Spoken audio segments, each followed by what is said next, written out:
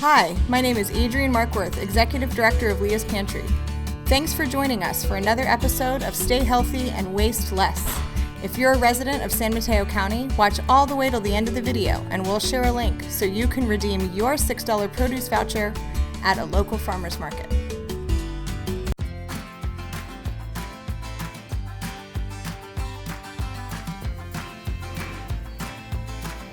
Okay, let's talk for a minute about carrots. So I got these carrots today and you can see that they're a little dirty, they need a shower, a little grimy. So I took them and I scrubbed them up. I didn't peel them. I'm gonna use these for soup. So I scrubbed them, got them all clean. If I had decided to peel them, I would have saved the peels and put them in the freezer for some veggie stock, but in this case I didn't even want to peel them. I've got these stalks here. These greens are kind of withered. I might not eat those, but I do know that carrot greens are a great thing to eat. So what I'm gonna do is show you what I did last week with my carrot. So I got my carrot, I cut it up, I've got this stalk that I'm not gonna use. Well, I put it in some water. So I've got about an inch of water, not even, in here. I don't want the carrots to float. And I put the carrots in. And I put these carrots in on Sunday. And you can see how much growth we've already gotten just in a few days. So today what I decided to do is take 2 of them and put them in a little pot. And so my little carrot pot will sit on my sink and I'll see what happens.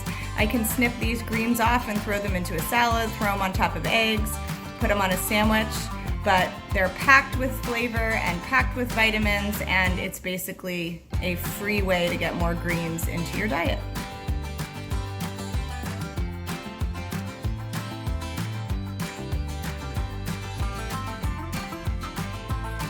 Thanks for joining us today. On the menu is chicken soup.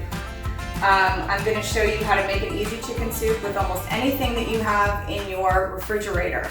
We'll put the amounts that we have on the screen as I'm talking, so if you would like to make this at home, it should be super easy. But I'll go over what I have first. So I have some cooked chicken. Our family had chicken last night and we had some left over. So I actually made some chicken broth overnight in my slow cooker and I saved some of the chicken that was left. If you don't have chicken broth, you can use water, you can use veggie broth, you can use boxed chicken broth, no problem. I had some kale, so I have about half a bunch of kale. I have some carrots. Notice mine are chopped pretty big. I like my chicken soup really chunky, but whatever your family likes, I would encourage you to do that. I found some mushrooms in the back of my fridge, which I wasn't sure what to do with, so I'm gonna throw them in. And last, I have some onions.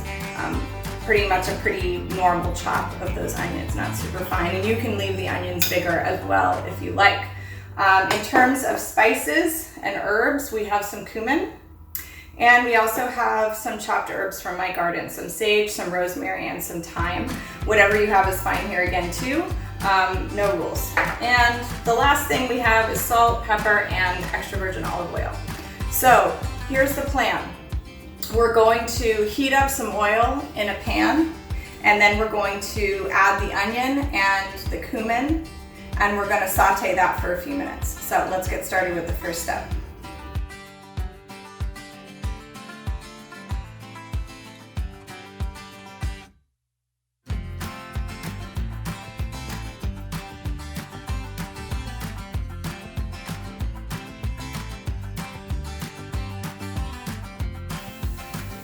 Okay, so the onions are done. I've let them saute for about 5 minutes in order to get them to soak up all the salt and pepper and cumin taste. Now what I'm gonna do is throw in the carrots because those are gonna take a little bit longer to cook. And I'm gonna also throw in the mushrooms at this point. And I'm going to add just a tiny bit more salt, tiny bit more pepper. And I'm just gonna saute these for another 2 or 3 minutes. Okay, last step, I'm gonna put all the rest of the ingredients in. So my chicken's already cooked. I'm gonna put that in. I'm gonna put in my herbs and spice, or my herbs that are here. And I'm also going to add, finally, my broth. I like to saute the veggies first before I add the broth, but sometimes when I'm in a hurry, I just throw everything in and I don't even bother with this step. Hopefully this will be enough broth. I have a little bit more if we need it. So So let's see if this works. It'll be pretty chunky soup, but you can also always add some more broth or some water at the end if you find that the water cooks down. I like a really chunky soup, but for the broth lovers, you may want to add a little bit more. So the last thing I'm going to add is the kale, and I'm actually going to add that in a minute because it doesn't take very long to cook. So that's something that I usually throw in at the end. My carrots are going to be the only thing that really needs to cook in this soup, so I'm going to know the soup is done when the carrots are cooked.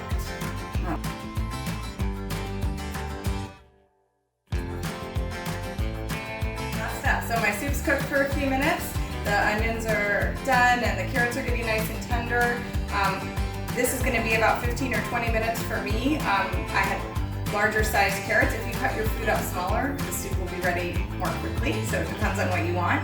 I'm going to do my last step, which is going to be to add the kale. I'm also going to start tasting the soup at this point, so don't forget to taste because sometimes it's hard to tell how salty it's going to be, how much salt was on the chicken when you put it in, how much salt is in the broth. So I tend to undersalt the food, so you can see this kale just cooks right away.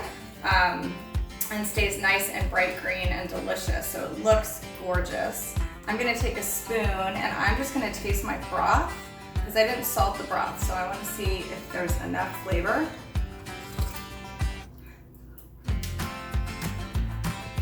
I think it tastes great. My family likes things just a little saltier than I do, so I'm just gonna add a little bit more salt, a couple spots of pepper.